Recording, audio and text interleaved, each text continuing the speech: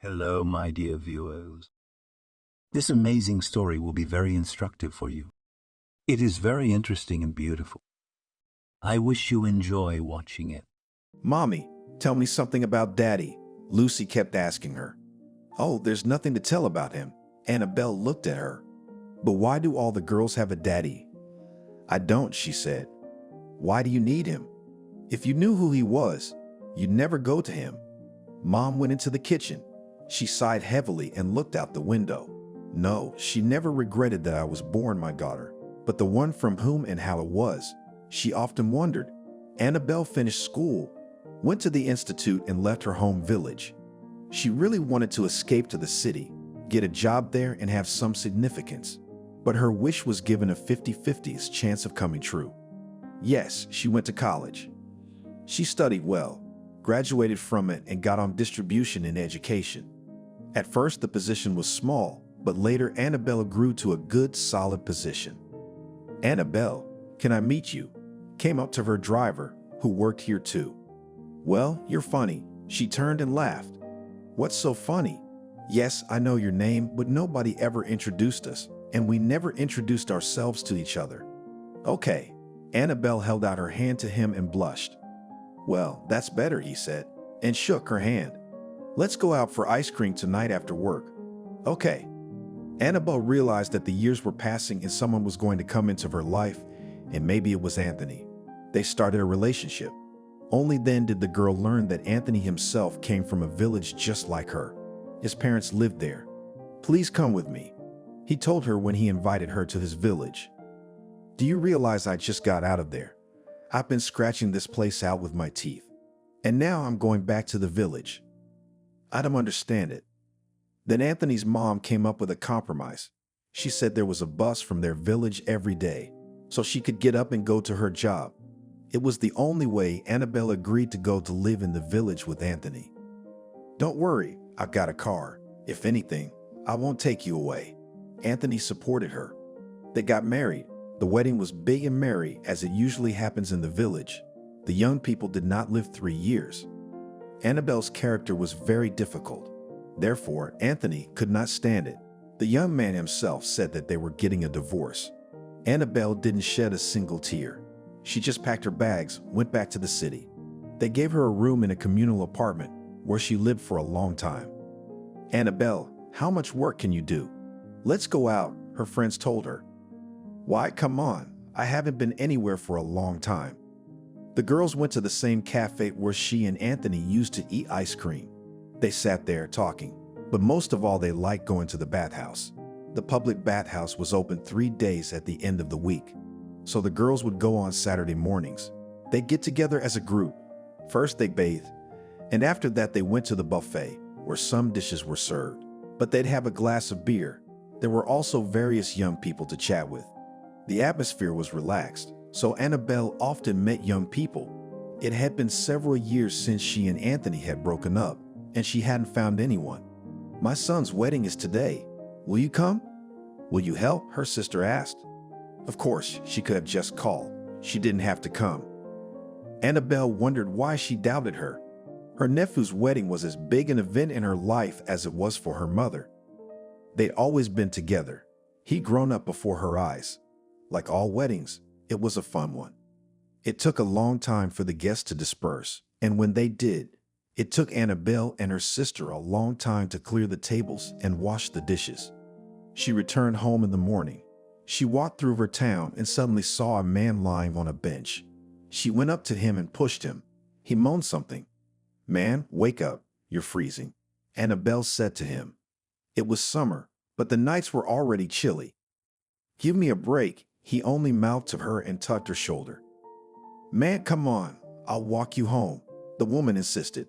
Why are you bothering me? The man turned on his other side. Please, I can't leave you here. She had already begged him. He sat down on the bench. Give me your hand, I'll help you. She hated that he was having fun at night too. I don't need anyone's help. I'll get there myself. He scowled, but Annabelle wasn't about to back down. She realized he was an okay man. There was nothing to be afraid of. The woman sat down next to him on the bench. If you're not going anywhere, I'll sit here with you, she told him. Sit. Who's stopping you? He could hear that he felt very bad. Let's go to my place and I'll feed you some okroshka, Annabelle offered him. Don't you have beer at home? Yes, she smiled. I bought a bottle last weekend for a reason. Come on, let's go. He stood up, staggered and looked at her. My name's Annabelle, the woman said cheerfully. Me, Joe, he muttered back. So much for getting to know each other. She wanted to take him under her arm, but he gave her such a look that Annabelle changed her mind. They walked up to the house where the woman lived, went upstairs, entered the apartment. What was that? A communal or something, Joe asked. And what difference does it make where you drink beer? Annabelle was a little offended. All right, let's go, come on. He couldn't wait to drink the life-giving moisture. They went into the room. It was clean. After that, the woman quickly set the table. There was a lot of stuff. Salads, pies, and of course, the coveted bottle. What do you do? Annabelle sat down across from her new acquaintance. I just work for myself. He took a big sip and cheered up. I work too.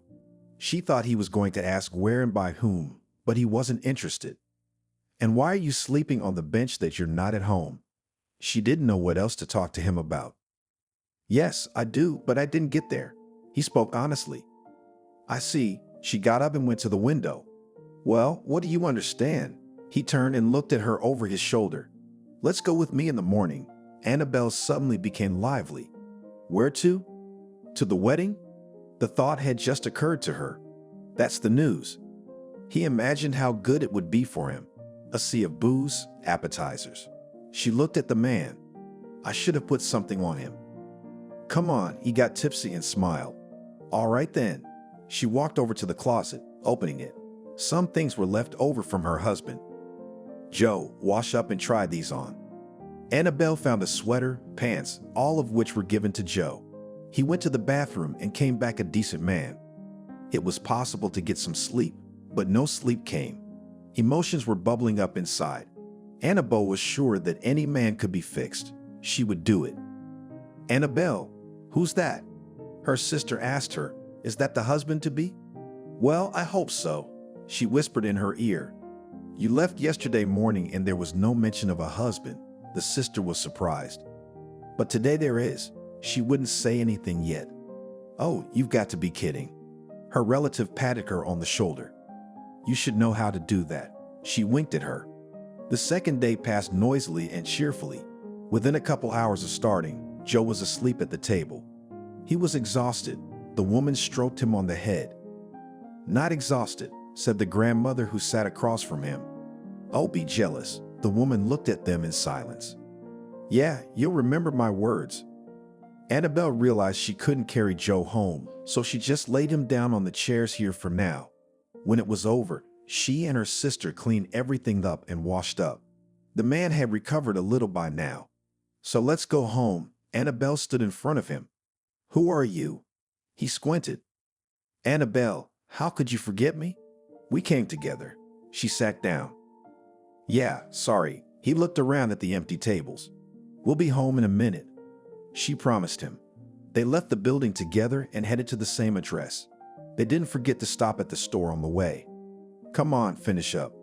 Go to the bathroom and we'll sleep, the woman said in the evening. But I don't want to sleep with you. He looked at her. Why? She was surprised. I don't know you, he shouted. Well, how come? I'm Annabelle, you and I. She started talking. Yes, I remember you tell me that all the time. Well, then what? She was already in bed. Nothing. Spion got up and went out into the hallway. Annabelle lay there thinking about getting up to follow him, but she was afraid of scaring the man away even more. He came back, but he didn't go to her, but lay down on the small couch that stood by the window. The woman exhaled. At least this way, she still had him. She had to go to work in the morning.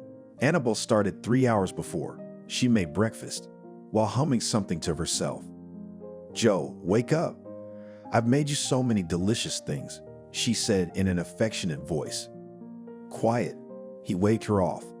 All right, I'll put it here. As soon as you wake up, eat, she cooed. Today she felt like flying to work. She smiled all day long. Her friends didn't understand what had happened to her. The always stern, silent Annabelle blossomed and smelled. "Girls, I'll leave a little early," she told her colleagues and left the office. "Have you found a man for yourself? They look good." Annabelle was already flying home at that moment. She went to the store, bought some groceries. She wanted to make dinner for the man. When she got there, he was still lying on the same couch. "Did you get up?" She was surprised. "Yes, my head hurts," he admitted to her. "Now I'll give you a pill," she fussed. It took half an hour for the medicine to kick in. In that time, Annabelle had already prepared the salad and boiled the meat to make a rich broth.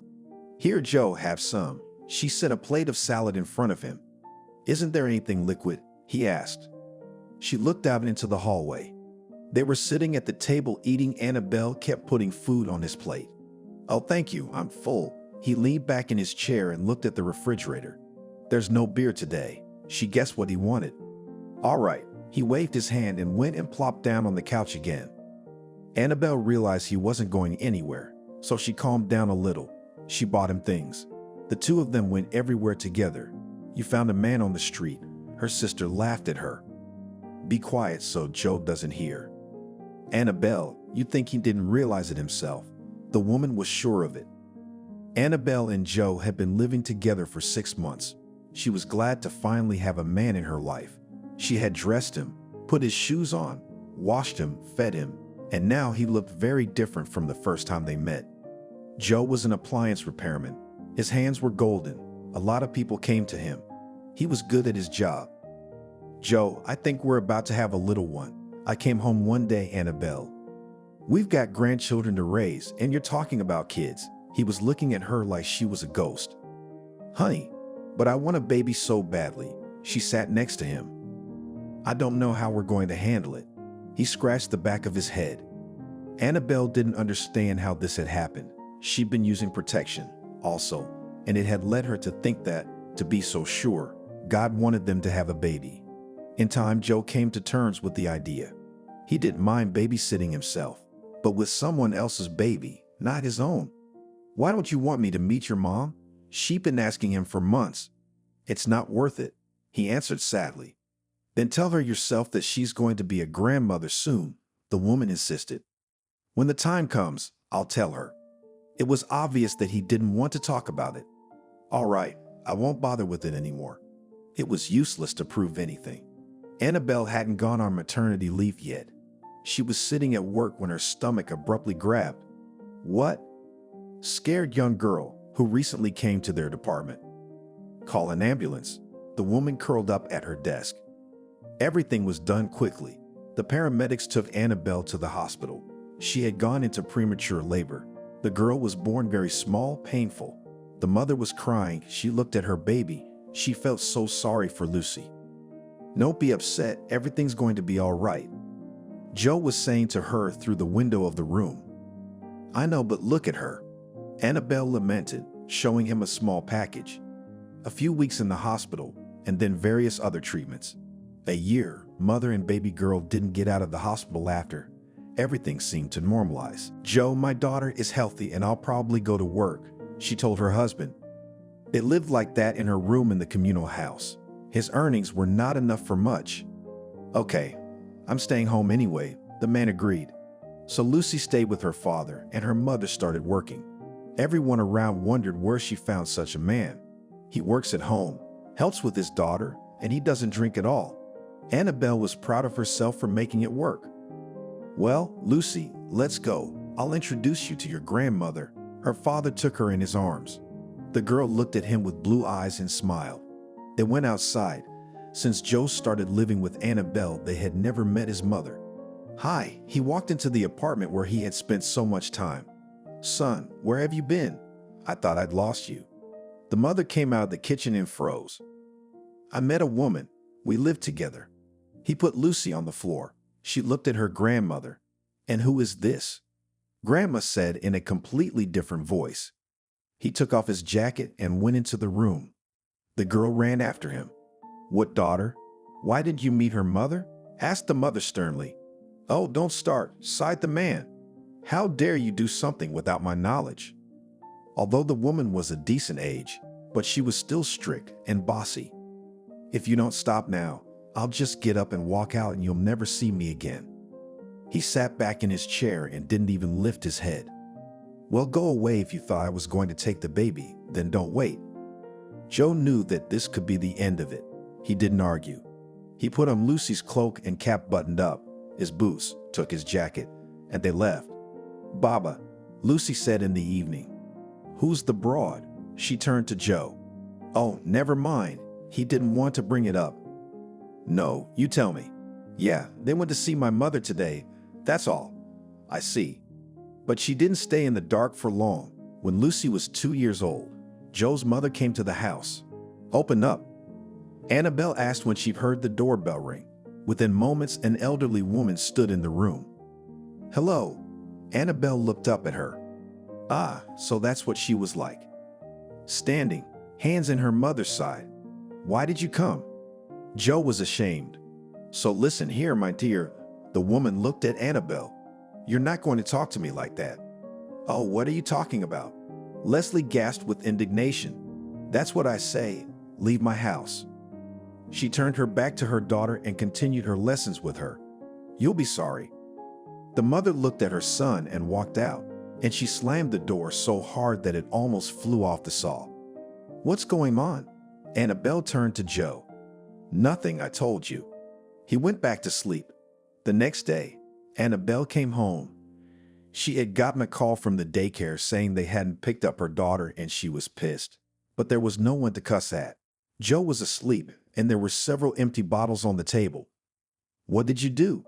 She shoved him in the back and he turned around. "I've done so much for you and you did this to me." Crying and picking up trash from the table was a woman. She slept with her daughter that day, thinking it would come to Joe and he'd settle down. But it didn't. The next day, and then for another week, the man just poured himself into himself without restraint. "Can't go on like this. Either you quit drinking or you leave." She gave me an ultimatum. "Okay." Just answered. He stood up, grabbed his tool case and walked out of the apartment. Annabelle stood like that, proud, independent. She was sure he wasn't going anywhere. It was warm and nourishing, and surely he would come back. But Joe was gone forever. How many nights the woman cried, how many times she told herself she was wrong, but nothing could be changed. Joe came back to his mother. She was glad. She knew for sure this was the way it was going to be. Now it was her turn to make sure he didn't drink or do anything stupid. The man did the same thing. There were more orders, and it was no longer convenient to take people at home. He was thinking of getting his own place. "Joe, come here." One night he heard from his mother's room, and he was sitting at the bottle again. "Get up, you've got to," he said nervously. "I can't help me." The woman called out to him. "I can't either." He poured himself another shot. In the morning, when he woke up, he saw his mother lying in a strange position. He approached and immediately pulled away. The woman was dead. She was taken away, and the son went to the store again to douse the grief and guilt he thought lay upon him. If he had gotten up in the night and helped her, none of this would have happened. He only showed up when he had to be buried. Thanks to the neighbors for doing everything for him. He only gave money, but how could it be? He lamented in the evening, sitting in front of her picture. From that moment on, Joe began to sing black. Nothing could stop him anymore. He just didn't want to live. "Joe, what's the matter with you?" A friend met him on the street when he went to get his next fix. And Tony looked up at him. "It's all right. I thought you wanted to start a business, start something of your own." He remembered their last conversation. "Yeah, I'm about to inherit. I'll figure something out." That's what the man said. 6 months of heavy drinking had taken its toll. When all the documents were in hand, Joe immediately put the apartment for sale. The buyers came quickly. He had no regrets. He had a little house in the suburbs. It was a nice place to live. "I need to rent a place." He called from an ad. "All right, come look at it." The tenant would agree. Joe put up the money, but he still had money left over. "Tony, come and see me. We'll talk about my first step to the big money." They laughed into the phone. "All right, wait for me." In the evening, his friend often came to see him. They would sit and discuss what Joe would do and how he would do it. He just shrugged his shoulders. Basically, nothing would change, but people would bring their equipment to a different place than to his house. The cottage, as he used to call the cabin he now lived in, was a lot of hassle. Here they didn't heat the radiators. You had to fire up the stove, and to do that you had to have wood. "Hello, neighbor." He went out into the yard. "Yes, don't you take care of yourself?" He leaned back. "Listen, do you have some wood?" There was nowhere to go, he ordered, but when they will bring them. Sure, why not help a good man? He brought him some logs on a cart. "Come and visit," the owner invited him. Today they were celebrating the housewarming. More and more friends came. There was nothing to do about work. Money melted like snow in the sun. "Who's that beautiful girl who brought you here?" A neighbor once came with a woman. "Come in." The owner was always happy to have guests. "I'm Casey," introduced herself in a husky voice. "I'm Joe," he nodded. "Do you live alone?" She looked over. "Yeah," he nodded and poured another round. That night, Casey stayed the night. She just couldn't go anymore. No one minded. "Stay if you want to," said Joe to her in the morning. He still went to work sometimes. Rent was paid a year in advance, so nobody kicked him out. "I'll take it and stay." The woman smiled with her toothless mouth. They began to live together. They had plenty of friends and they welcomed them all. "Hey Joe, let's sell your shack and live at my place," Casey said. "Do you have an apartment?" He was surprised. "What did you think?" "A one-bedroom." She threw a thumbs up. "Just take care of everything yourself." He didn't want to get into these debris. The woman was glad he counted her in. They did it quickly. The cabin was sold for next to nothing. They drove back to town. Here Joe was not far from his workplace. He would go out in the morning to do something and then come back. And the fun would begin again.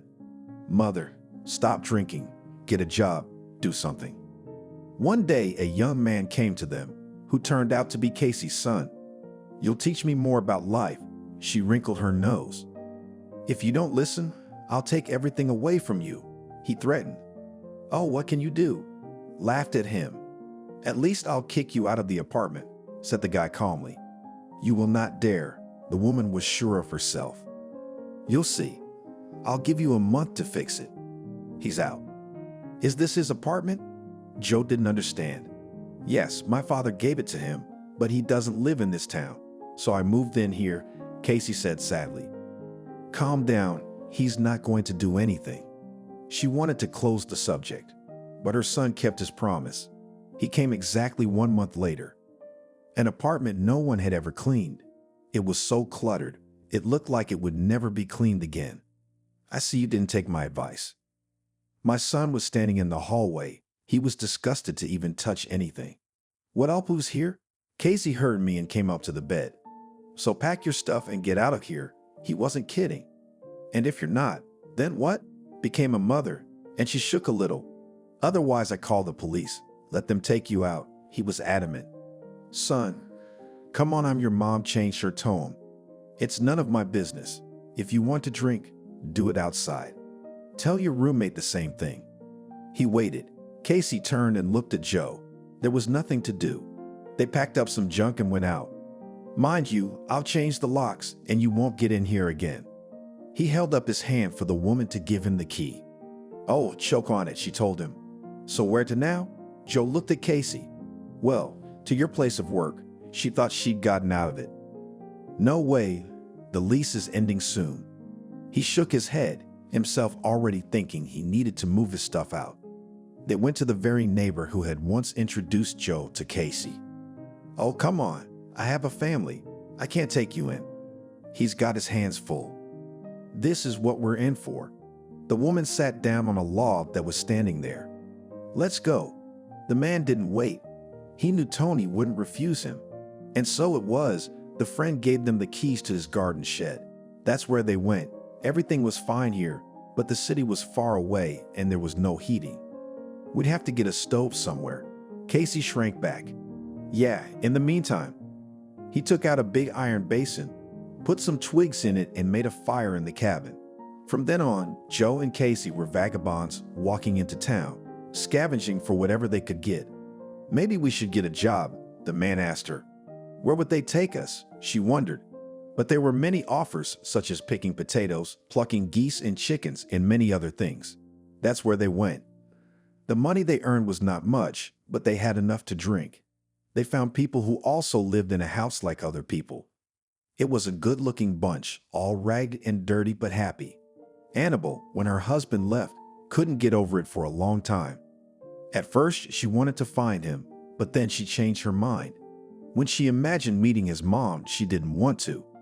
"Why don't you ever talk about Daddy?" Lucy didn't understand. "What do you want to hear? How I picked him up on the street." Tears came to her eyes. "Is it true?" made Big Eye's 6-year-old girl. Yes, the mother did not hide anything.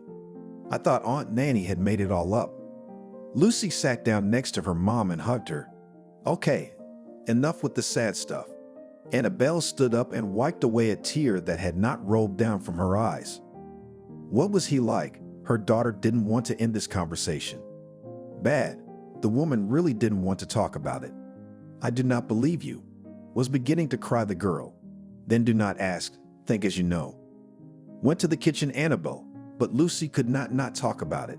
At the daycare center, dads came to pick up the kids. She didn't have one at all. She made up stories about him. When the girls in the group bragged about their dads, she had nothing to say. "Lucy, you're going to first grade soon. Let's think about it," her mother said. "Okay," involuntarily said the girl. Although this topic was interesting to her, she had long dreamed of school, constantly playing with her toys, teaching them. Lucy grew up bright. She was interested in many things, learned to read and write early. Annabelle was happy for her daughter. "Mom, we need to talk." Lucy was already in 5th grade. "What, about him again?" The woman rolled her eyes. "Why are you doing this? We had to write an essay about our parents, and I know a lot about you, but nothing about Dad." The girl couldn't understand why her mother couldn't tell her anything. "All right, listen. He was a test pilot. He went on a mission one day and never came back." She wouldn't look at her daughter. "But that's not true." "I knew it, Lucy. But it's all right for an essay you're writing." She got up again and left the room. Annabelle kept hoping she'd see someone else, but she couldn't meet anyone. She could go alone to a cafe, see people she knew there, sit with them. Acquaintances were, but beyond that she did not want anything then. The woman came up with another way. She came to the same cafe, sat alone. What if someone sits down? But that didn't work either. Her friends introduced her to men she didn't like. Like that, when her daughter was in 7th grade, they went together to some event at the House of Culture. There were 2 homeless men sitting outside one of the stores. "Ew, how can you live like that?" Lucy turned away from them when they started to ask them for something. "Let's go. Hurry up." Annabelle hurried her along. She saw that it was Joe with some woman and it became so unpleasant, but the rumored woman didn't dare say anything. Lucy grew up beautiful. Her mother tried to make sure she had everything. She bought her new dresses, shoes if necessary. She paid for her school fees, but she suffered from the fact that she had no companion in life. "Mom, why are you always so sad?" Lucy was already a senior in high school. "It's okay, daughter." She stroked her head. "I need to think about where I'm going to go." That question was a sore subject right now. The girl knew that Annabelle wouldn't be able to pull it off if she went somewhere else, and she didn't want to go to the local school. "Are you thinking of going somewhere else?" The woman kept asking that question. Lately, she began to feel very bad. Everything hurt. Well, why not? Of course, Lucy wanted more. What if something happens to me? Her mother used to raise her voice at her. "What could happen to you? Look at you. How young you are and how full of strength you are." The daughter was sure of it. But when Lucy was in the 11th grade, Annabelle went to bed. Lately, she had been coughing a lot. Her daughter had tried to send her to the hospital, but the woman had balked. She treated herself with some herbs, tinctures, and when it got really bad, she had to call the doctors. "Why didn't you come before?" The doctor looked at the fluorogram. "I thought it would go away on its own." She realized she delayed going to the doctor. "I don't think there's anything we can do about it." He wasn't being sly. "How long do I have left?" She asked him a question. "A year, maybe a little less." He made some kind of note. "Right now, Annabelle was getting agitated. She realized her daughter would be alone and she didn't want that. So she started going to the doctors, but they were just throwing up their hands. Then she started going to grandmothers who had some kind of power, which didn't help much either. Mom sat by her bedside. "Daughter, I'm sorry, Lucy," cried the woman. "For what? Please don't be sick." Tears were flowing from the girl's eyes too. "Lucy, if I'm gone, you know where the money is," she said with a gasp. Her cough was choking her. "No, don't say that." She buried her face in her mother's hands. "Cry, don't cry." But the disease was progressing. Annabelle wouldn't leave the house. She just couldn't. Lucy did everything for her. Lucy finished 11th grade. And just like Annabelle wanted, she went to the local high school just to be with her mom. Every minute was precious, so she didn't go anywhere for days and nights sitting by her bed. "He's leaving," pulled Annabelle's hands as she was delirious, but the daughter no longer paid any attention to it. "Mommy, I love you." Kissing her, she covered her with a blanket. "Either you stop drinking or you leave," shouted the woman from the room. "Don't go," Lucy whispered when she saw Annabelle wasn't well. Annabelle died when Lucy was finishing her freshman year. There had been so many tears, so many worries. When the girl returned from the cemetery, the room was empty and quiet. Lucy lay down on the bed. She sobbed. How could she be alone now? What to do?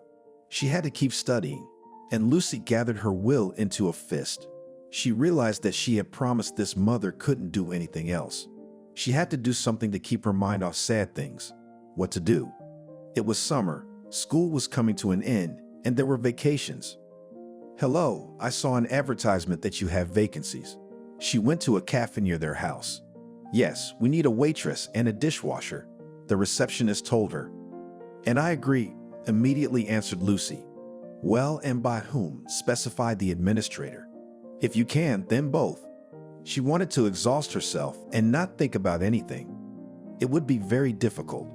After the shift, the waiter's legs fall off, and there is still standing and washing dishes, said the employee of the cafe. "It's okay, I'll manage."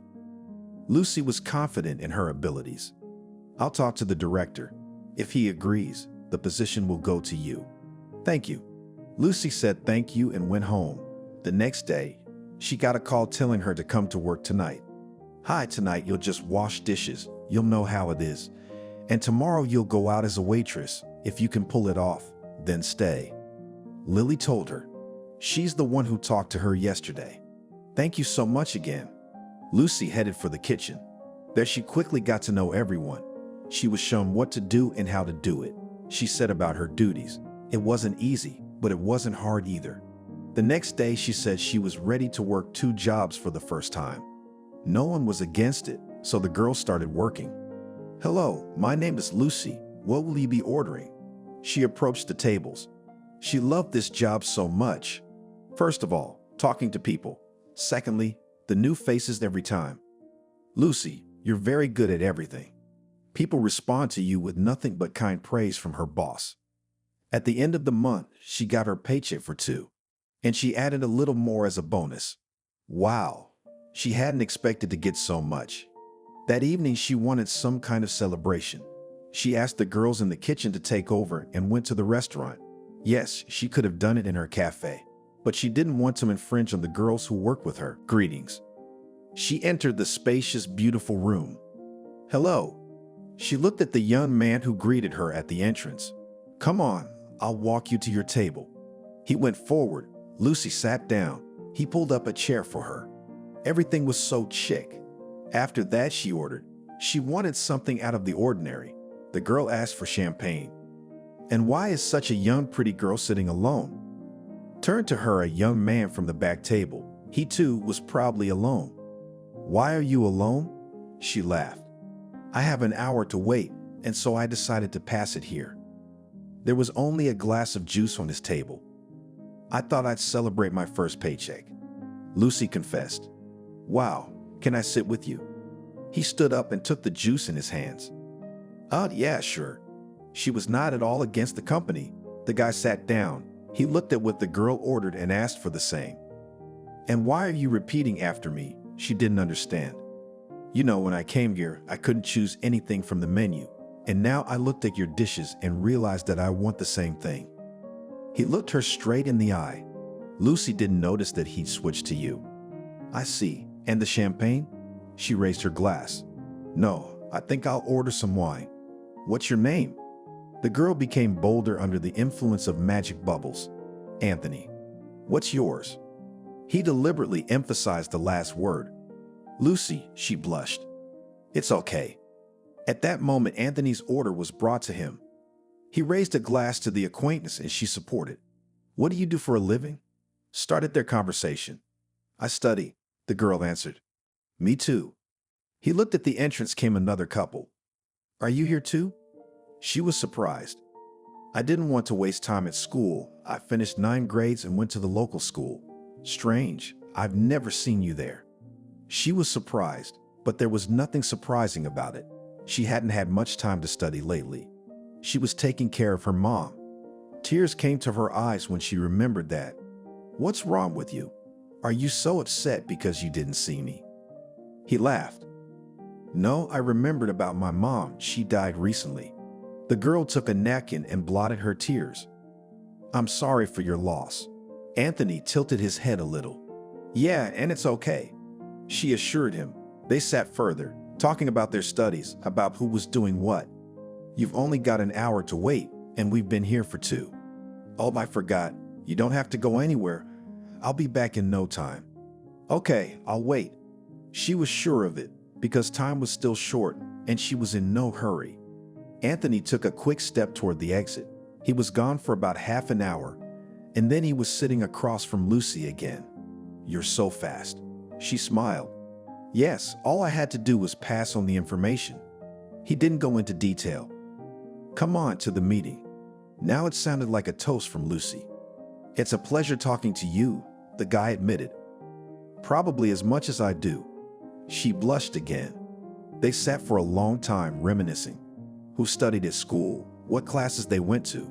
Lucy realized that this evening, apart from once, she had not remembered the dearest person at all. Let me call you a cab. The young man suggested to her as they were about to leave. Oh, that's all right. I live not far from here. She picked up her purse. Well then, I'll walk you. It seemed to him that they had known her all their lives. Good, Lucy was happy.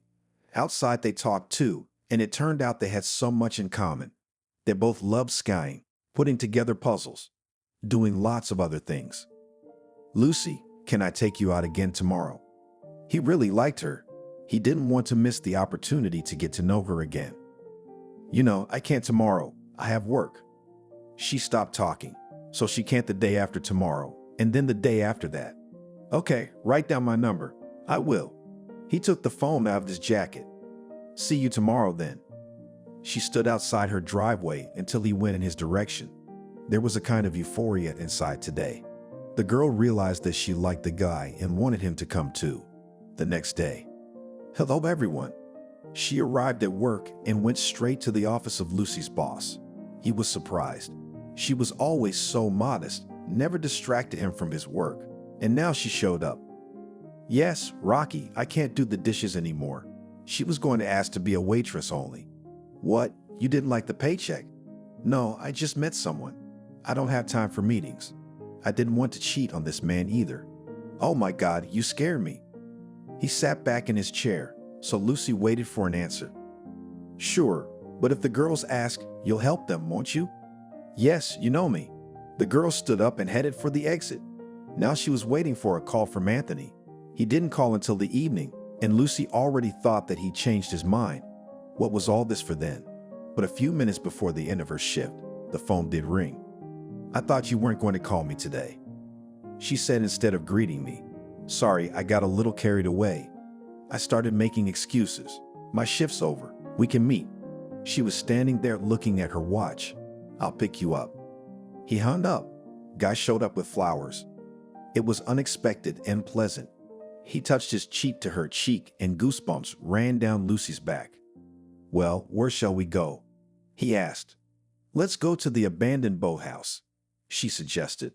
All right. And they went there on foot that evening. They talked a lot again.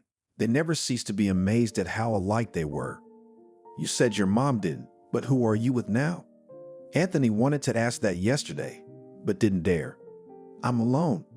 The girl felt sad all at once. Oh, well, that's good. That's no good. She stared at him. How could he say that? No, I'm sorry, I didn't mean it. He started gesturing with his hands. Well, what then? She folded her arms across her chest and waited for an answer. It's just that I live with my parents and you're like this, explained he. And in that sense. Sure, yeah, sorry again. He moved closer to her and hugged her. Lucy tensed. Okay. She jumped to the ground and shook off her skirt. Where are you going? He didn't understand. Come on. She beckoned the boy to follow her. Well, I'll follow you to the ends of the earth. He was already standing on earth. They came to the water's edge. Do you want me to confess something to you? She looked out at the blue water. But if you want me to. He put his arms around her again. When I was in school, in junior high, me and the boys used to come here a lot. Those who had fathers would get together as a family on weekends and go boating. I didn't have a dad. I was so jealous of those who were in the boats. Anthony saw Lucy's eyes glisten. Don't cry. Do you want me to take you for a ride? He started looking around, if there was any boat left here, but there was nothing around, just old scattered boards. I do. She turned to him. I promise you that as soon as this week you'll be sitting in a boat and bobbing in the waves. He was so close to her, he couldn't resist kissing her. I believe you, she whispered. They stood for a while longer and then walked home. Why don't you come in? Lucy asked the guy in the driveway. Would that be convenient? He didn't know what to do. Well, you know I live alone. She reminded him. So, in a communal apartment and neighbors? What about the neighbors? I have my life. They have theirs. They entered the entrance, then went up to the apartment. How did you get along here? Anthony was curious. He was from a well-to-do family. They lived in a spacious apartment. I don't know. They got used to it. Well, cramped, but no offense. The guy said to her and came up to kiss her again. Lucy didn't mind. She really liked this young man. Let me introduce you to your parents tomorrow. Anthony suggested it. Anthony, it's too early. We've only known each other for 2 days. She laughed, but behind that laugh she hid her fear. She knew that all moms of boys disliked them, the girls. Okay, when you're ready, then we'll go. But I know for a fact that you're my future wife. He pulled her to him again. It was getting late when Anthony got ready to go home. He hugged the girl one more time and walked out of the apartment. Lucy was the happiest she had ever been. The summer was coming to an end. It was time to go out to school again. The supervisor didn't want to let Lucy in, so he offered her to go out at least in the evenings. She agreed. The money was worth it. So, are you ready to meet my folks? Anthony showed up like a normal evening. Well, I guess I am, yeah. She nodded. Let's go then. He gave her his elbow. They moved forward along the sidewalk. Lucy wasn't at all sure what to expect, because the guy never talked about his parents. She was preparing herself to be able to find common ground with adults. They came to the house. It was obvious that not poor people lived here. Why are you frozen? Anthony turned to her. I don't know, I'm scared. She confessed to him.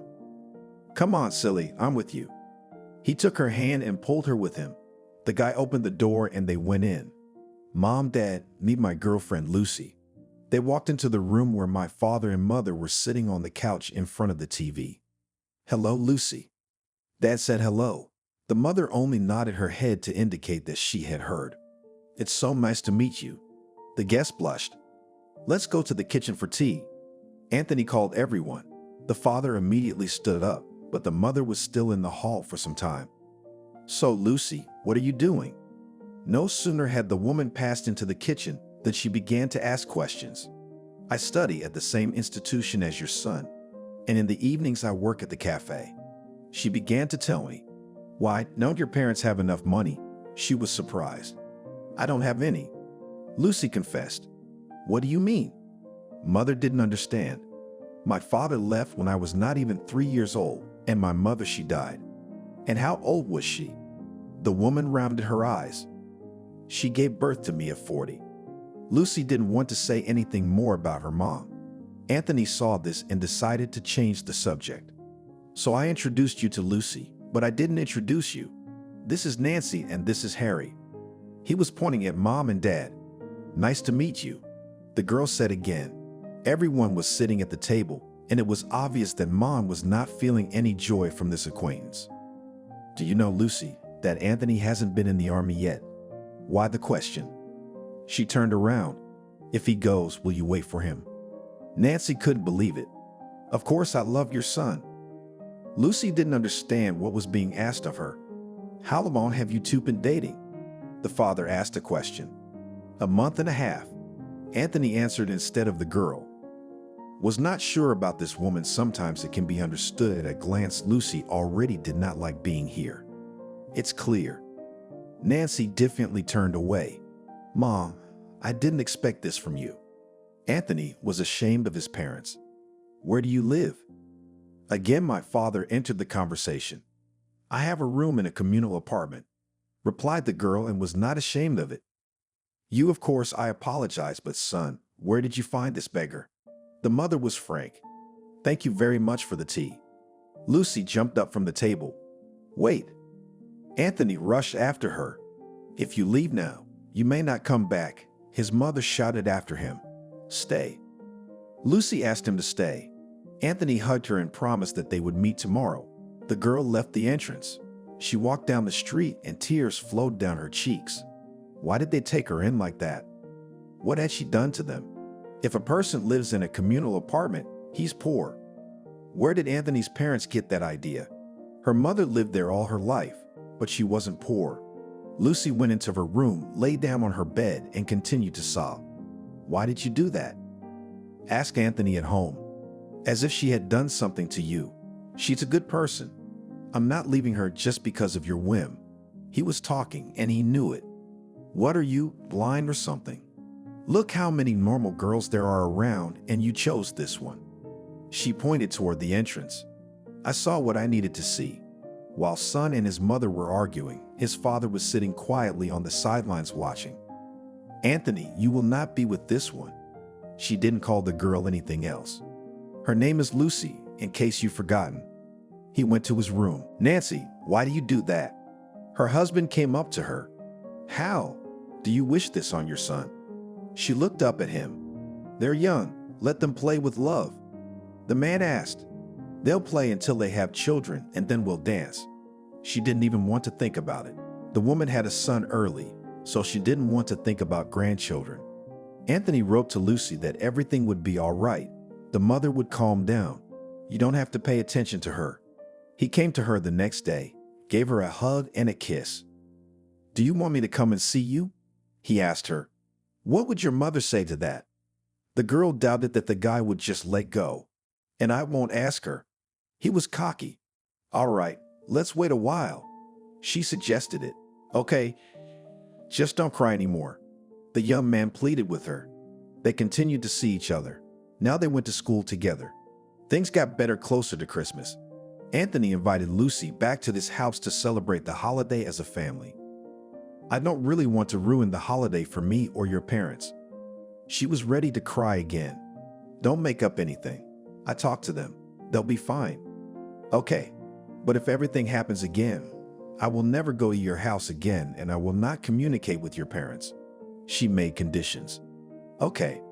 The holiday preparations were in every house. Anthony and his father put a Christmas tree under it and put presents under it on the day of the celebration. He went to get Lucy. Are you ready? He waited for her in the hallway. Yes. She came out of the room, so young and beautiful. They came again to the house where she had been wronged last time. Lucy was quiet. Well, so was Anthony's mother. When they sat down at the table, it was only then that the conversation began to develop. Mama, I think I'm going to move in with Lucy, said the young man. Why would you do that? Nancy said loudly. Nancy, said her husband. What? She turned to him. Keep your voice down. He put his finger to his lip. No, I'm not going to say anything. Just rather than live in a communal flat, let Lucy move in with us. She's at her mercy. Are you okay? Anthony was happy and turned to the girl. I don't know. She was embarrassed. Okay, Lucy, let's not fight and argue. Since he chose you, I don't mind. Nancy said in a calm voice. All right. The girl was okay with that. The party went well. Everyone got presents and was happy. When the chimes struck and the glasses were filled with champagne, Lucy made a wish that she and Anthony would always be well. Will you stay? He asked when his parents went to their room. No, I'm going home. She didn't want to provoke the adults. Okay, come on, I'll walk you home. He got dressed. They walked through the winter city. Here and there people were congratulating each other. Fireworks were going off.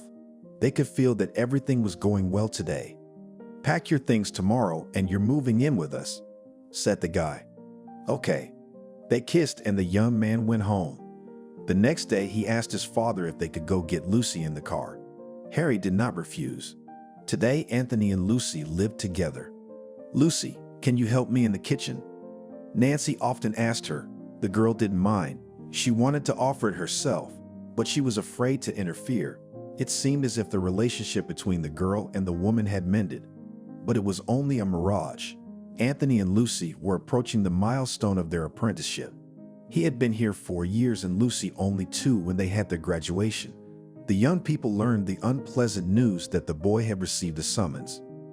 It's all right. A year isn't that long. She kissed him. Lucy, how will you be here? He looked at her face. It's fine. She was as sure of that as she was that she would wait for her lover. Her mother and father were upset when they found out, but they were already being comforted by Anthony while Lucy looked for a job. Everyone else was preparing for the send-off. Lucy got a job at the school. She was now a teacher and was getting ready to recruit her first class by September 1. Not much left to do. A boy said to her at night, "Sleep, let's talk tomorrow." She smiled. Anthony didn't show any sign of it, but he was very upset and worried about Lucy. How would she look after his parents? Would she wait for him?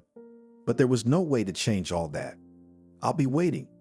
She stood and hugged him on the platform. I love you. He didn't want to move away from her, but it had to be done. Anthony climbed into the railroad car, still watching for a long time as Lucy began to move away from him. Nancy, Harry, and Lucy returned home. The girl went to the room where she and Anthony lived. She tried to get out of there less so as not to bother her parents' eyes. And so, Lucy, it had been a month since Anthony had left. They gathered for dinner. It's time for you to move out. What? What are you gonna do with your son out of the house? You'll move out, you'll wait. If things stay the same, you'll come back. That's what Nancy said. All right.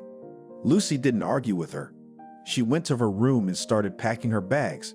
It was sad, but in some ways the girl agreed with Anthony's parents. Except that you should not take offense, and you should not write to your son about it either. The woman asked her, standing on the threshold.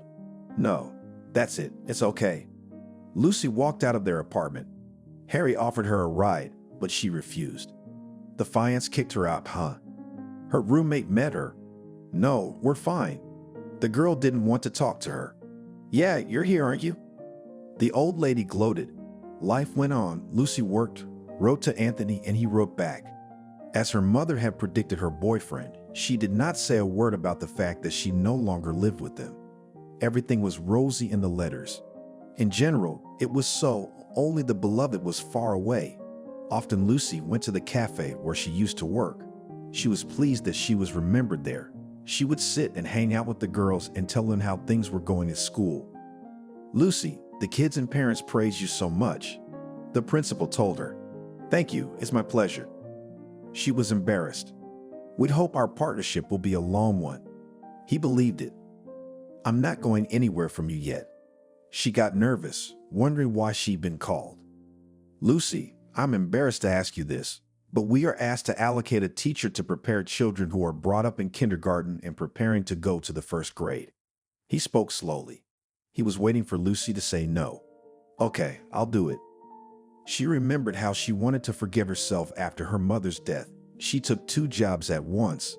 Now the busier she was, the less she thought of Anthony and missed him. She does. I couldn't believe it, man. Yes. She said it again. You have no idea how much you help us out. He started calling somewhere. Lucy gestured that she was going and the principal nodded. She loved working with the kids, so the 2 hours she allotted to the other kids didn't bother her at all. On this day, she left the school and headed to the kindergarten. It was a short walk, so Lucy took her time. She passed by the place where different grandmothers were selling something of their own. In summer, they sold everything that grew in the vegetable garden, and in winter, socks, hats, mittens, and other things. The girl's attention was attracted by a couple of vagrants who sat there begging. "Hey girl, give me some bread." She heard a woman addressing her.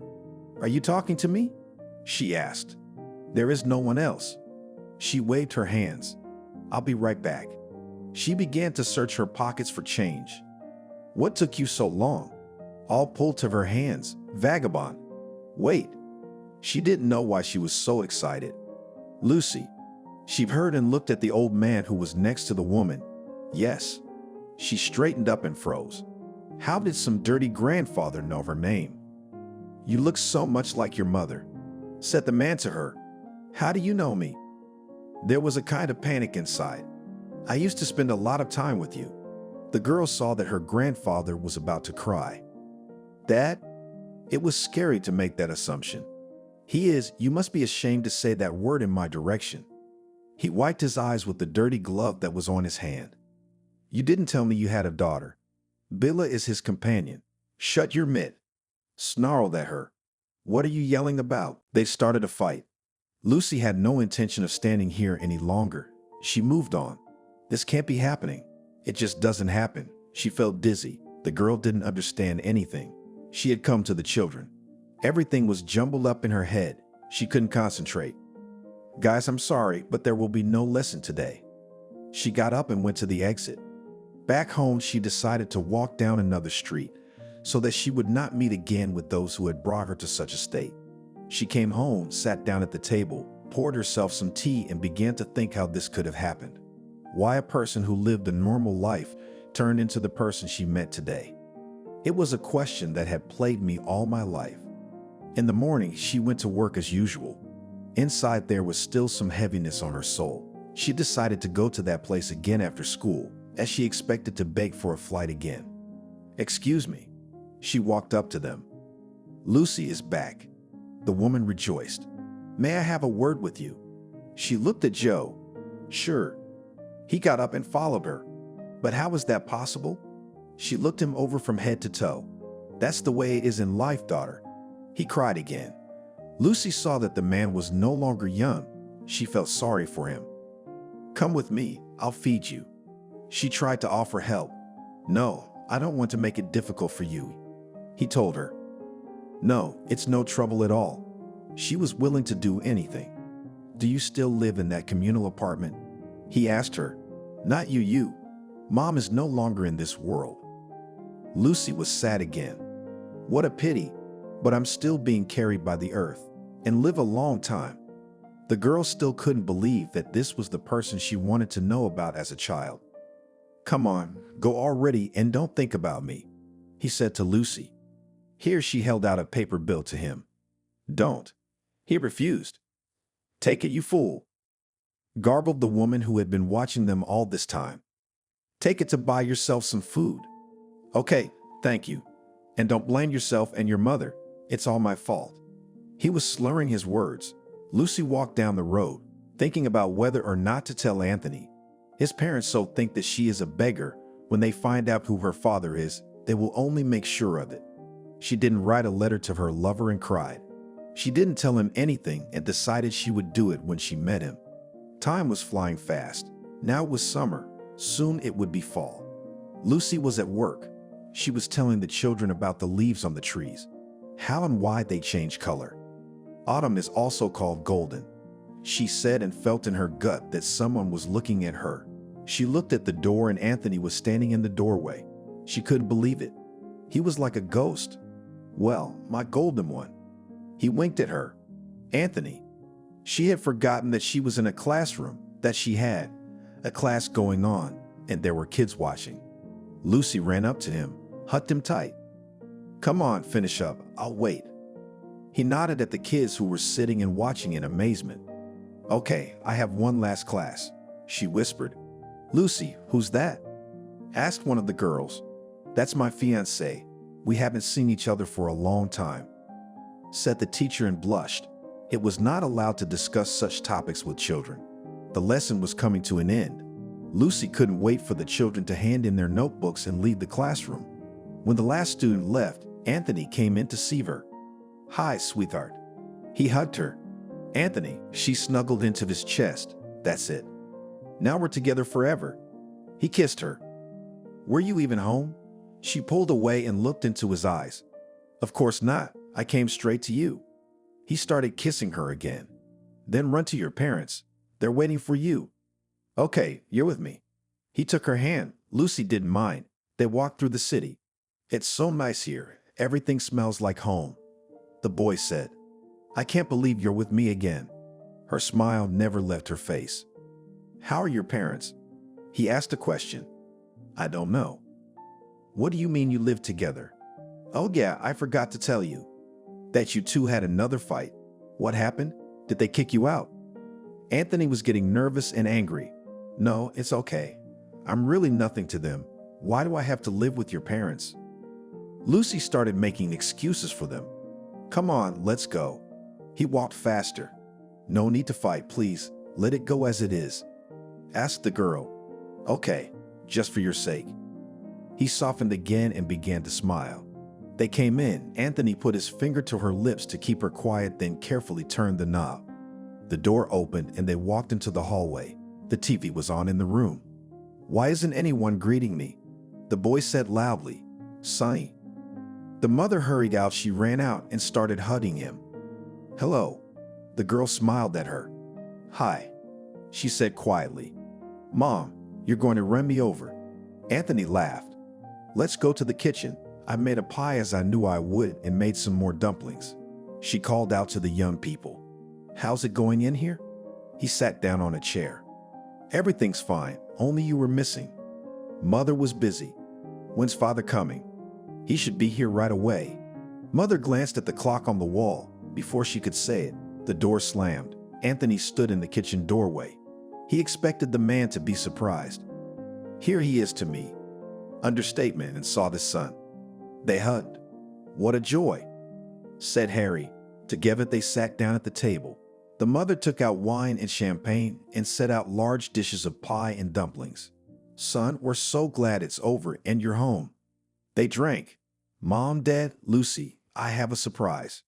He looked at the girl. "What else have you got planned?" Mom knew Anthony liked to do the unexpected. "Lucy, will you marry me?" He got down on one knee as was his custom and handed her the ring. "Anthony." She looked first at Nancy, then at Harry, and said, "Yes. We congratulate you." After a brief silence, the man said, he looked at his wife, who almost slid under the table. "Yes." She just said yes. "Well, wife-to-be, let's go take things apart." He led Lucy into the room when everyone had eaten. "Did you tell him?" Nancy asked in a whisper as she hesitated in the doorway. "No," she answered honestly. Anthony couldn't stay in the room much longer, so after he changed his clothes, the young people went outside. There they spent a lot of time. When they returned, Lucy asked the guy to sit with her on the bench. It would be possible to talk at home after all. He was surprised. "I don't want your parents to hear this." She gave him a look that he understood immediately. "Okay, what did you want to tell me?" "Remember I wrote to you that I was asked to work with the older kids in the garden?" She looked into his eyes. Of course she did. He didn't understand why he would want to know anything about her work. "So one day I was walking there." And Lucy told him all about how she'd met some bums, one of whom turned out to be her father. "What?" He got off the bench. "What difference does that make?"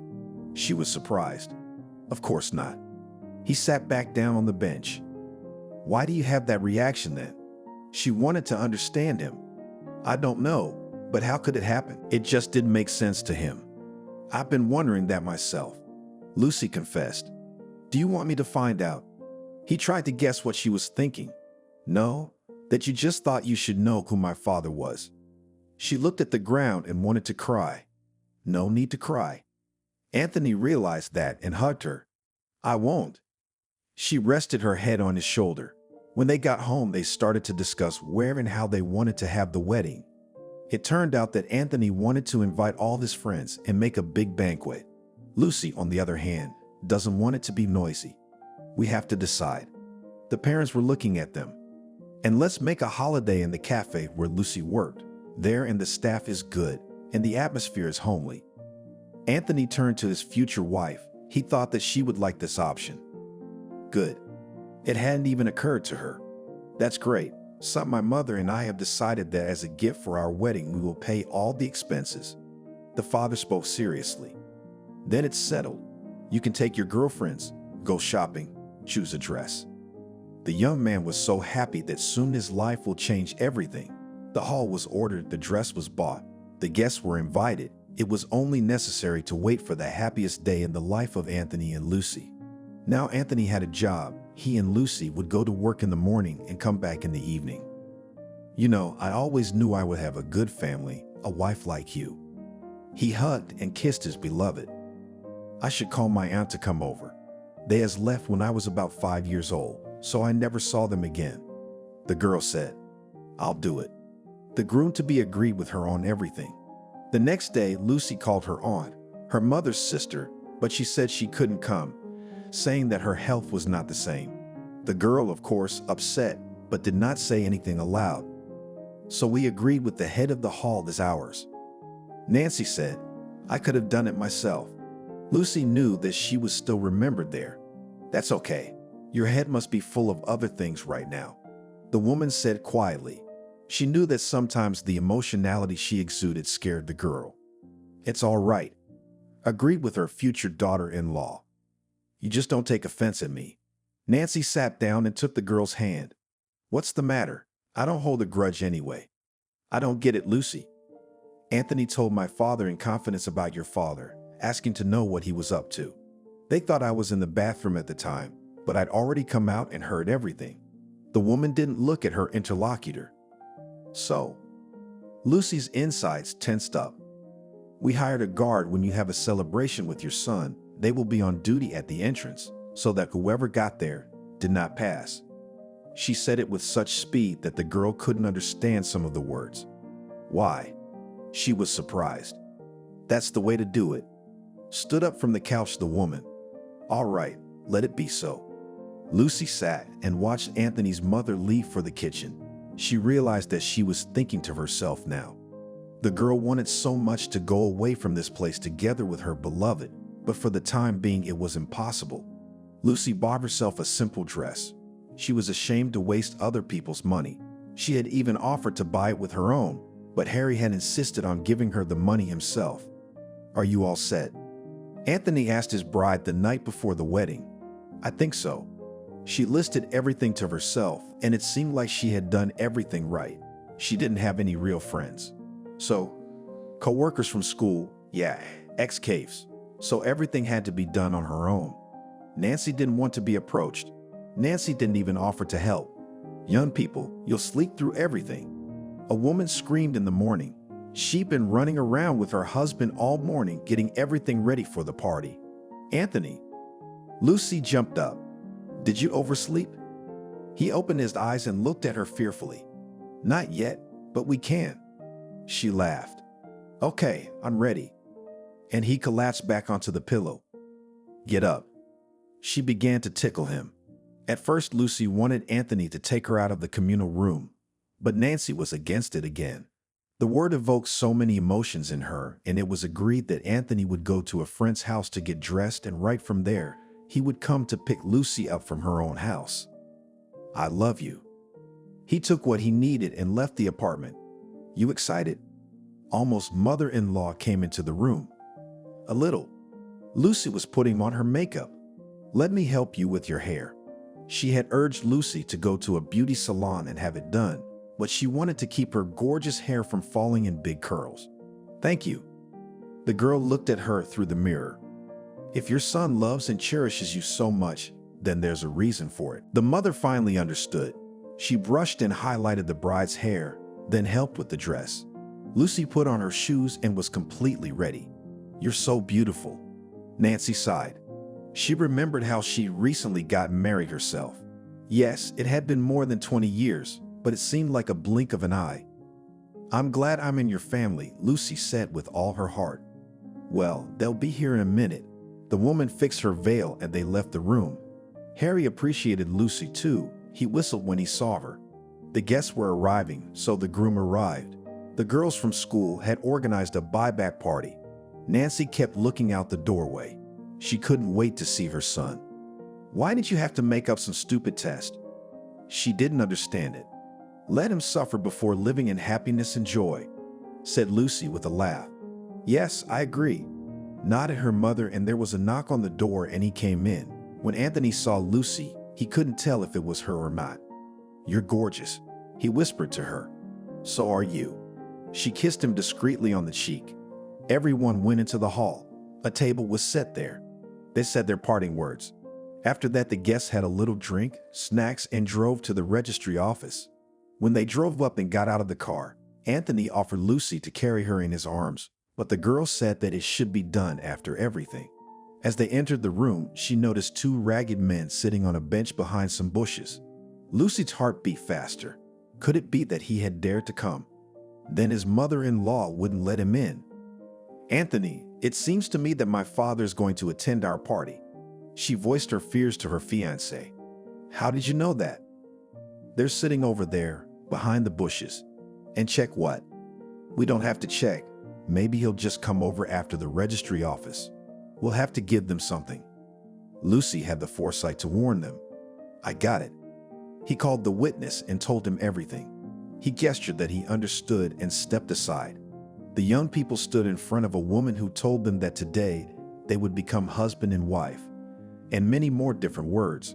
After that, they exchanged rings, and here the groom already took his beloved in his arms, and they left the registry office. Lucy immediately turned her head in the direction where she saw people, but there was no one on the bench. "I think I'm getting paranoid." "It'll be okay. It's just nerves." He kissed her, set her on the ground, and opened the car door.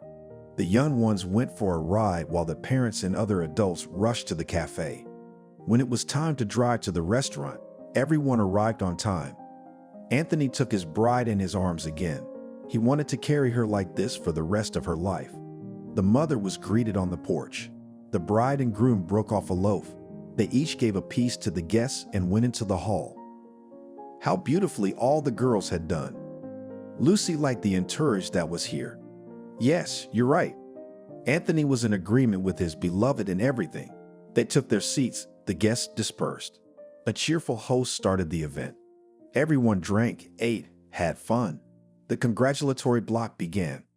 "Son." The mother stood in the center of the hall. She was crying. "We would like to wish you." After that, there were a lot of admonitions and good words. After them, numerous relatives of Anthony and his friends wished them many things. On Lucy's side, only a few people came out. It was a great shame that the only aunt and that one could not come. When all the words had been said, the host announced a break. It was possible to go outside, to breathe fresh air, and probably at this moment strangers entered the cafe. "Well, dear guests, I ask you to take your seats." The host spoke into the microphone. Everyone began to come together. "I propose to fill the glasses." He began to look around and wrinkle his nose. A man in some strange clothes was approaching him. Immediately, the guests smelled this odor and began to shut us up. "Can I say something?" asked the man who had just appeared. "Who is it?" Nancy jumped up from his seat. "Calm down," Anthony asked loudly. He didn't want the holiday to be spoiled completely. The boy looked at Lucy. She was sitting all red. "Lucy, answer us all. Who is it?" She turned to her. "Why shout like that?" The girl said quietly, "Would you like to know who this person is?" She asked the guests. "Why don't you explain?" An aunt spoke up. "He's the father of our lovely bride.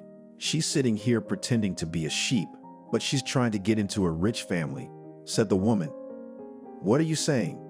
The girl got to her feet. "Why? If you were born in a garbage dump, your mother was given a room in a communal house for something. Doesn't mean you're not a baker yet." Nancy couldn't stop talking. "Nancy," her husband yanked her. "Why don't you say something?" The other day you were mocking her for having nothing and having nothing. She started taking it out on her husband. Mom, calm down or I'll start screaming. Anthony raised his voice. Yes, of course I need to calm down, giving my son to the bums. Oh, how fair. She laughed a hysterical laugh. Can I say something?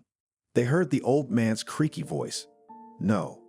The groom's mother looked at him with a hawk's eye. I just want to congratulate my daughter and leave, he asked. Everyone in the hall gasped when they heard this statement. Perhaps some didn't believe what Nancy was saying.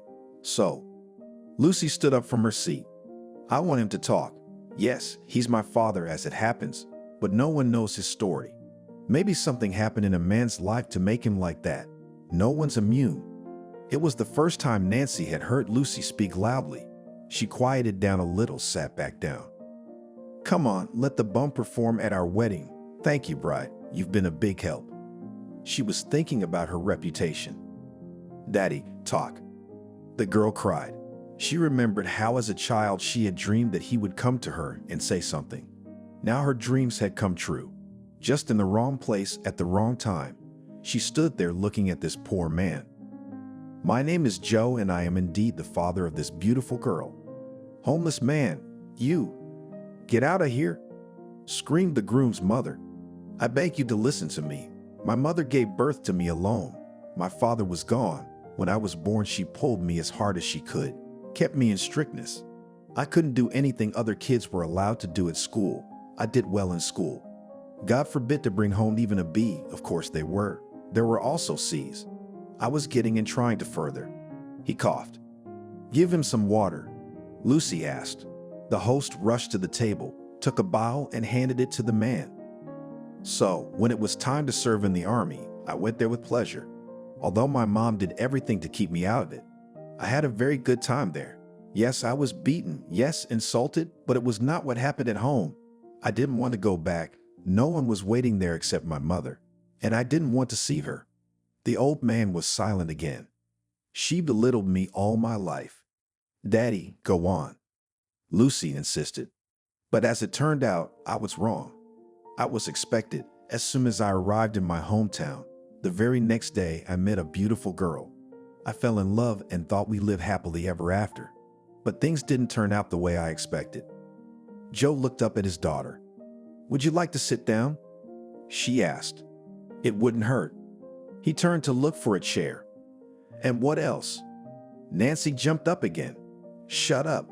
The girl turned and said to her. The girl quieted down. She didn't expect her sister-in-law to be so pushy. Anthony looked at his wife and showed her the class. We've come to meet my mother. I couldn't do without it. No matter how hard Barbara tried to please her mother, she couldn't. She insulted and humiliated her. At first, Annabelle tolerated it, but at some point she couldn't take it anymore. She said so many words to her mother that her mom couldn't stand it. Mom was not the last place in town. She promised Annabelle she'd never get a job anywhere. If she wanted to have a baby with me, she'd never see it. After that, the girl came to me and sent me, unashamedly, far away. He looked at Nancy. Nancy only grimaced. Are you going to tell us your whole biography today? Shouted the same aunt who was supporting her mother-in-law.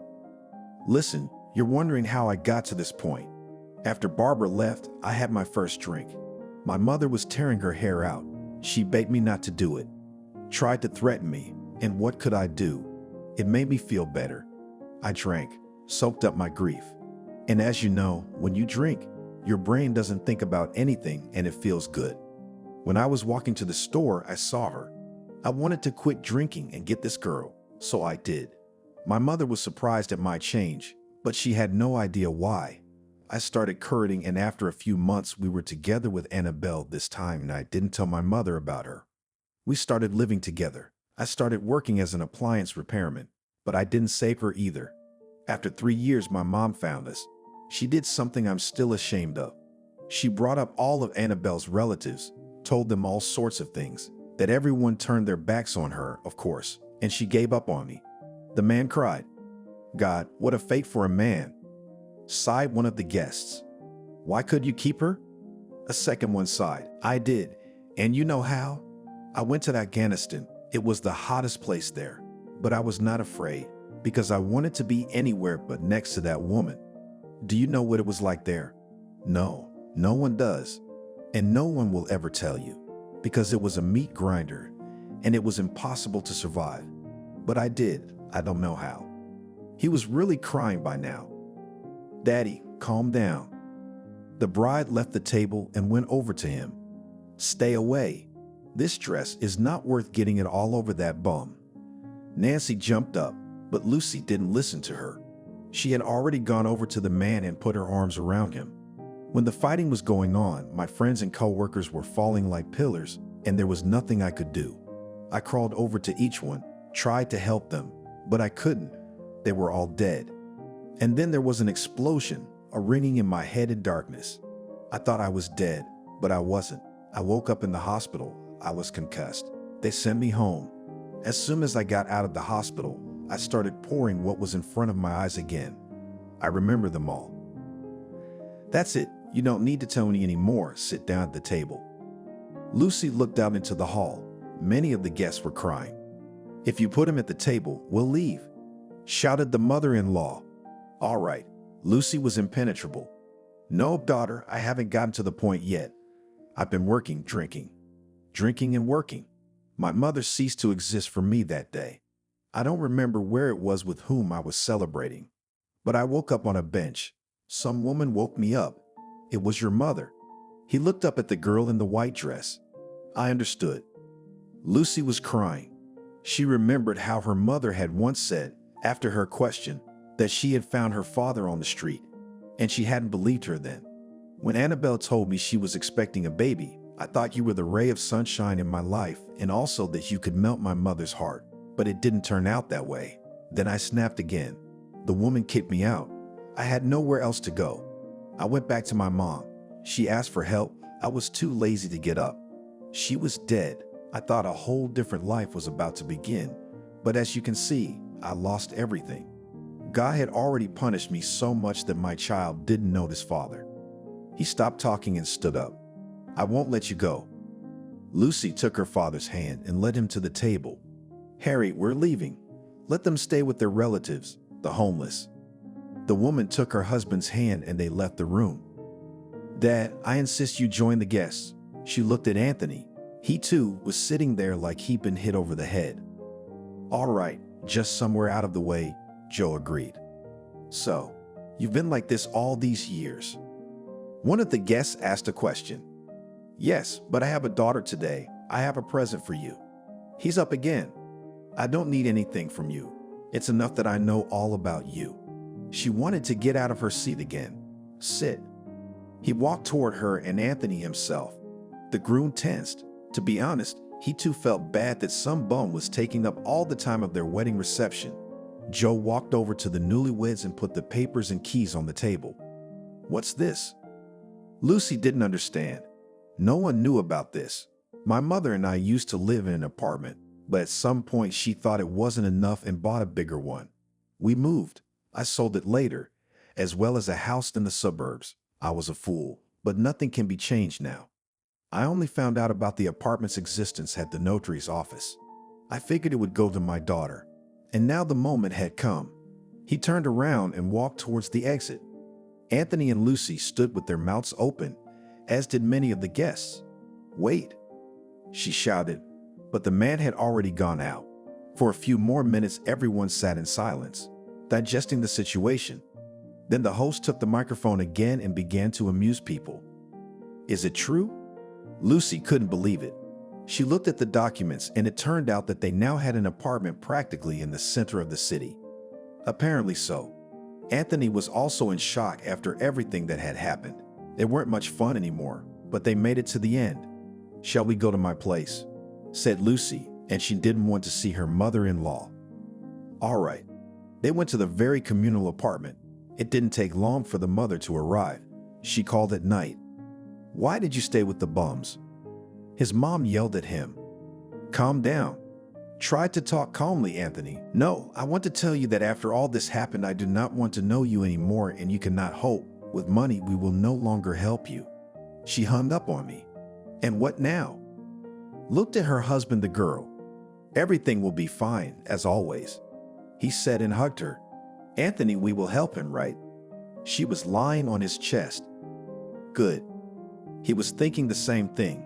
The next day they found Joe, suggested he go to the hospital for a checkup. He refused, but Lucy insisted. It was only then that he said yes. When they brought him in, the doctors refused to take a dirty bum, so Lucy took him back to her place, the very room where Joe had once lived with her mother. She made her father clean himself up, tried on Anthony's clothes, and they drove back to the clinic. That's it. Listen to what the doctors are going to tell you. Anthony, why don't we go to the apartment that Dad was talking about?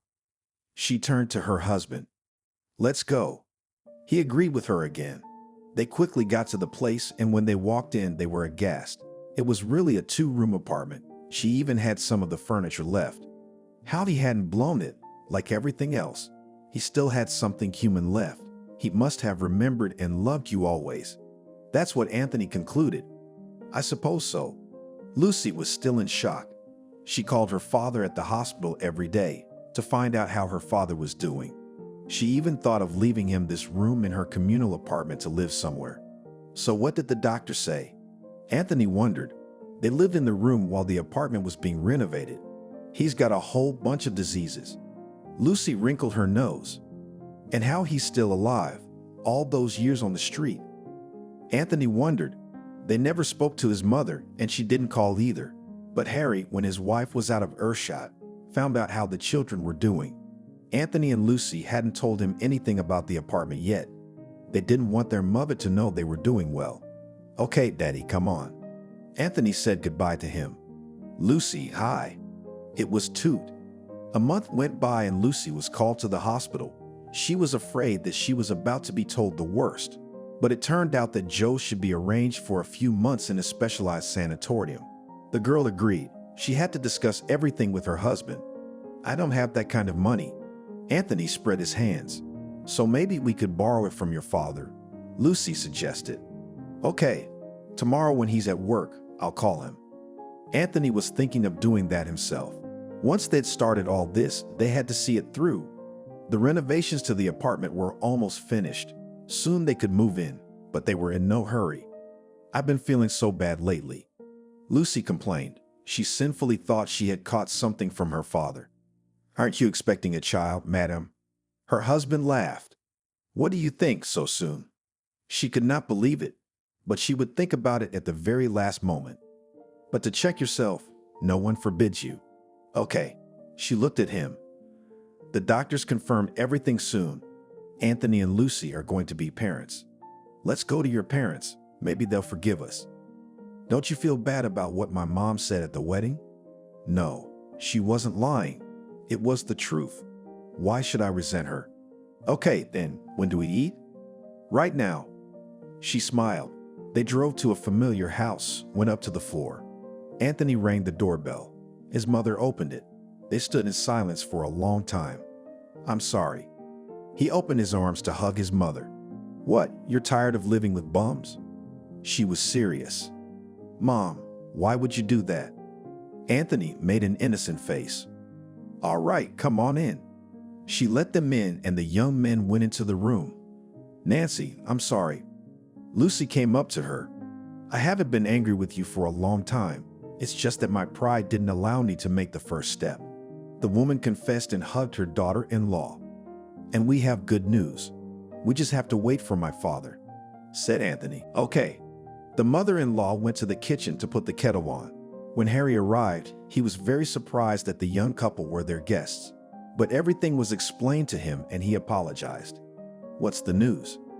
Standing by the table, the mother. You're going to be a grandmother soon, Lucy said. Oh no, not again. Mom, what are you doing? Anthony didn't understand. That's what you expected me to do. Oh, come on. And they all laughed. Lucy told them that she had put her father in the clinic and he was feeling better, but needed money for a sanatorium. Harry said he would give her the money. Lucy hugged her father-in-law.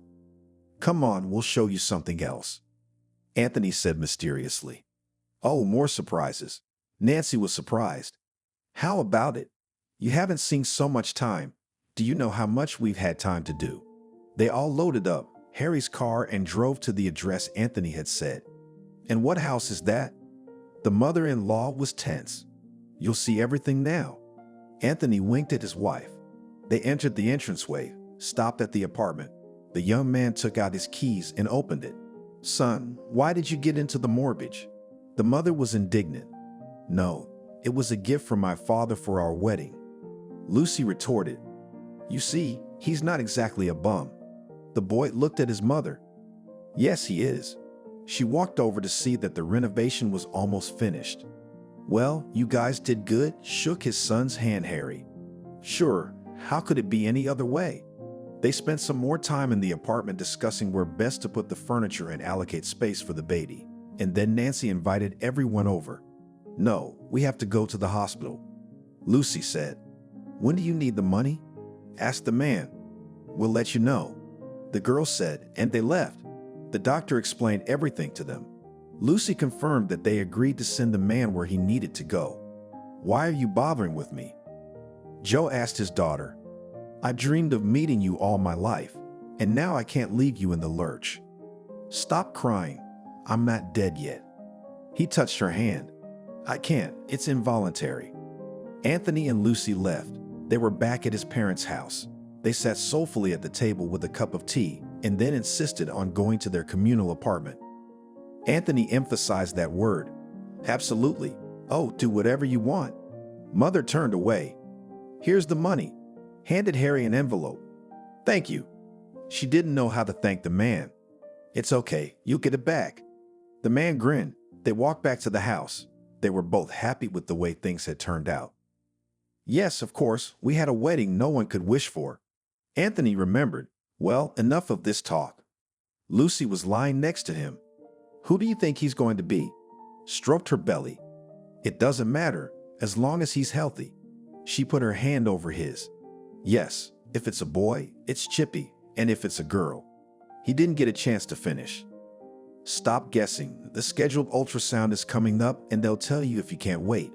She got up and went to draw the curtains. Lucy didn't sleep well that night. She was spinning around when she fell asleep for a moment. She was having some kind of nightmare. "What's the matter with you?" Anthony woke up. "I don't know. I don't feel right. I can't sleep." She confessed. "Does something hurt?" He got worried. "No, nothing's bothering me at all. It's nothing. It's just nerves." The young man lay down again and instantly fell asleep. And then Lucy was tormented from the morning. She had to go to work in the morning, and she was like a squeezed lemon. "Can't you take the day off?" her husband asked her. "No, the vacations are coming up. Who will tell the children about the subject?"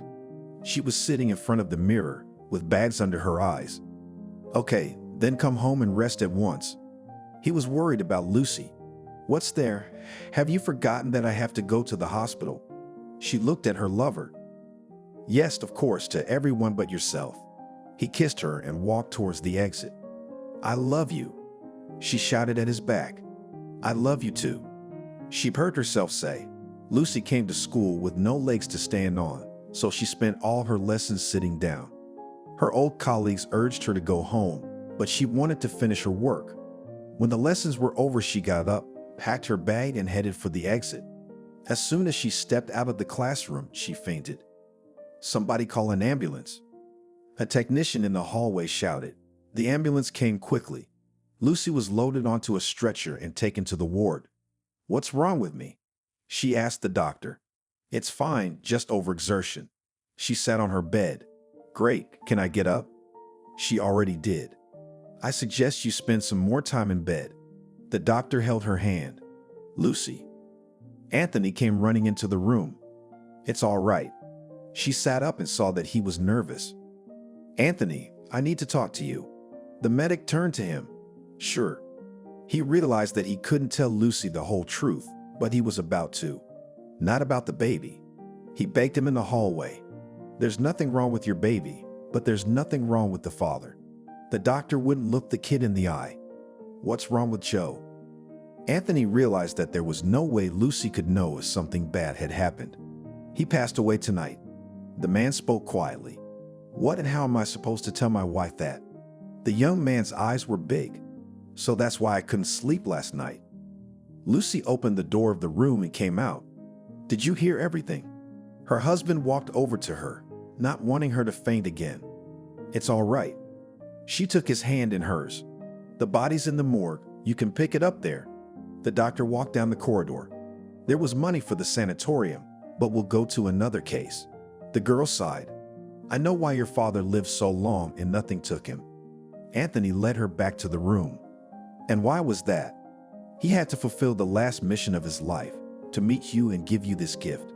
The man walked beside her. After these words, they were silent for a long time. We need to tell your parents. I hope now. Nancy won't make a scandal.